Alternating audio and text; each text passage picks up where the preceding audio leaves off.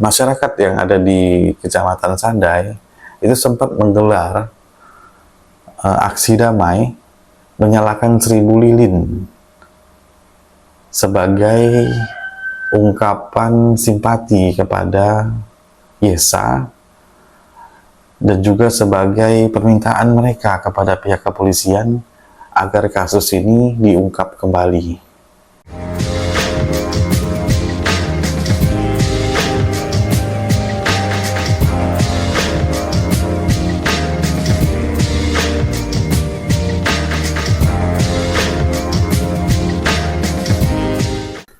Assalamualaikum warahmatullahi wabarakatuh.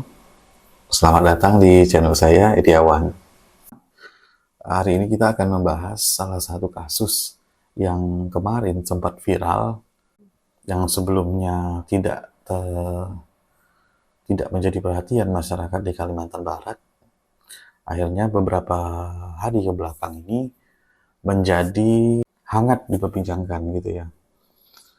Nah, tapi sebelum kita mulai, buat yang teman-teman yang belum subscribe, jangan lupa subscribe dan aktifkan loncengnya. Jadi biar kita setiap kali ada bikin video, teman-teman juga tahu tentang update dan berita terbaru yang ada di channel Ediawan.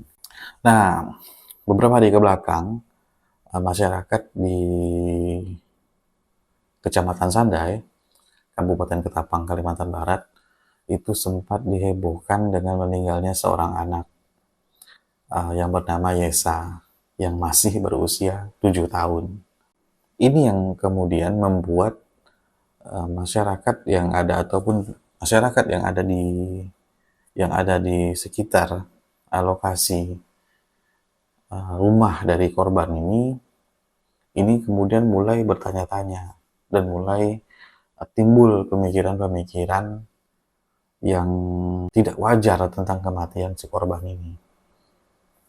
Karena kesehariannya masyarakat di sekitar rumah si korban itu sering menyaksikan adanya tindak penganiayaan yang diterima oleh si korban dari orang tua asuhnya. Nah, ini yang kemudian membuat masyarakat akhirnya menggelar aksi damai, dan beberapa tokoh masyarakat adat pun juga sempat mendesak agar pihak kepolisian membuka kembali kasus ini dan mengotopsi korban. Dan akhirnya polisi mengabulkan untuk dilakukan otopsi terhadap jenazah. Nah, sementara prosesnya juga masih dalam tahap penyidikan, dan kemudian dilakukanlah otopsi kemarin oleh tim kedokteran forensik di Rumah Sakit Bayangkara Anton Sujarwo. Jadi hasil dari otopsi ini itu ditemukan luka di sekujur tubuhnya, tubuh si korban gitu ya. Yang diantaranya ada yang luka hasil bekas cubitan menggunakan tang, dan ada beberapa luka juga dalam yang akibat pendarahan karena memang pada waktu meninggal si korban ini ditenggelamkan kepalanya oleh ibu angkat korban yang bersangkutan. Jadi setelah hasil otopsi ini keluar dan hasil dari pengembangan penyidikan yang dilakukan oleh kepolisian, akhirnya ditetapkanlah 7 orang sebagai tersangka dalam kasus ini. 2 diantaranya merupakan orang tua angkat, yaitu ayah dan ibu angkatnya almarhum korban gitu ya. Kemudian 5 orang diantaranya yang merupakan karyawan dari ayah dan ibunya si korban. Nah, Yesa sendiri itu merupakan anak angkat gitu ya, anak asuh yang diambil oleh orang tua angkatnya ini tadi dari yang merupakan masih kerabat dari ibunya Yesa, ibu kandung asli Yesa. Karena memang orang tua bapak kandungnya itu sudah meninggal, dan akhirnya dibawalah ke Sandai, ke Kabupaten Ketapang yang ada di Kalimantan Barat. Nah, untung tak dapat diraih malang, tak dapat ditolak. Yang dia alami Yesa ternyata hanya penyiksaan demi penyiksaan, tidak boleh salah. Ketika misalnya minta izin untuk makan, mengambil sesuatu untuk makan, itu harus minta izin dulu, tidak boleh langsung makan tanpa pengetahuan kedua orang tua asuhnya. Ini sangat kejam gitu ya. Dan makan saat Yesa hampir meninggal pun ada bekas luka yang ada di tangan gitu ya. Itu harus dihapus atau disikat menggunakan sikat lantai untuk menghapusnya. Ini kan udah luar biasa, memang tidak ada perikemanusiaan sama sekali. Nah, dari hasil itu tadi akhirnya diketahui lah bahwa ini kejadian memang sudah berlangsung sudah lama gitu ya. Dan 5 orang karyawan yang bekerja di toko orang tua angkat Yesa ini merupakan mereka yang mengetahui, ada yang ikut membantu, mengetahui dan membiarkan kasus penganiayaan ini. Nah, Yesa sendiri itu meninggal karena pada waktu berenang di belakang rumah, itu dengan cara ditenggelamkan secara berulang-ulang ke dalam air. Tragis benar. Jadi hingga kini kasusnya ini sudah ditangani oleh pihak kepolisian, dan pasal yang menjerat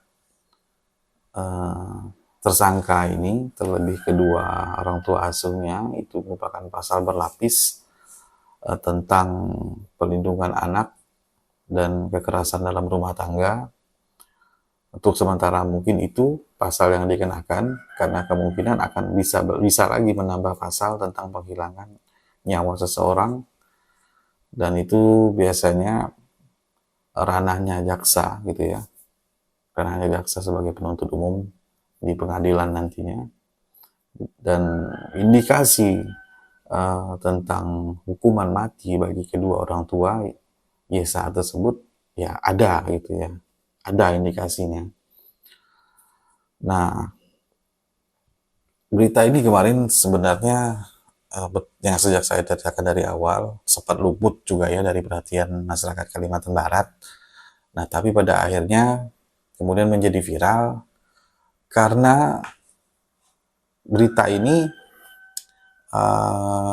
masyarakat yang ada di Kecamatan Sandai itu sempat menggelar aksi damai menyalakan 1000 lilin sebagai ungkapan simpati kepada Yesa, dan juga sebagai permintaan mereka kepada pihak kepolisian agar kasus ini diungkap kembali.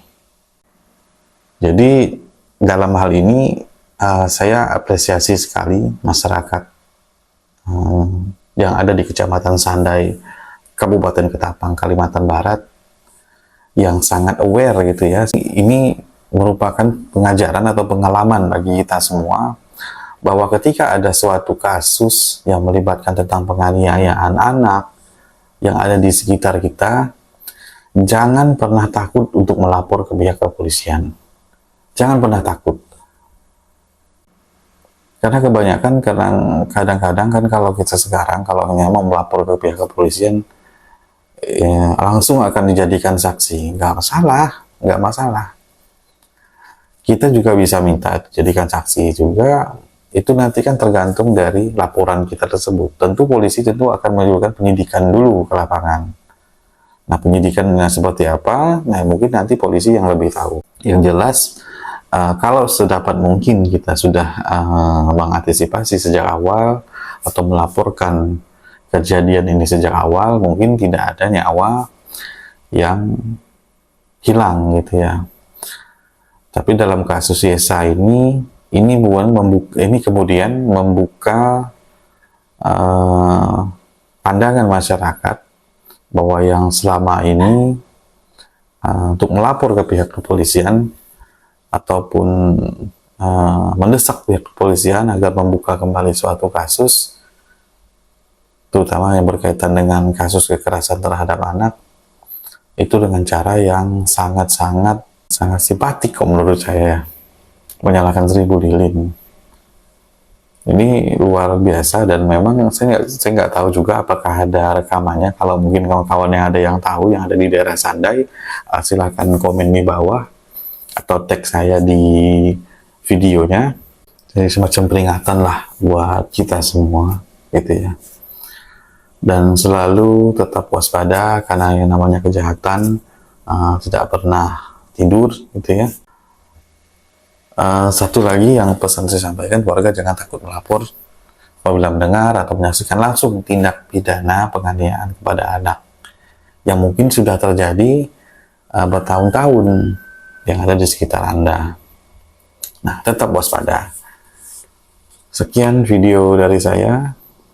Sampai jumpa di video berikutnya. Assalamualaikum warahmatullahi wabarakatuh.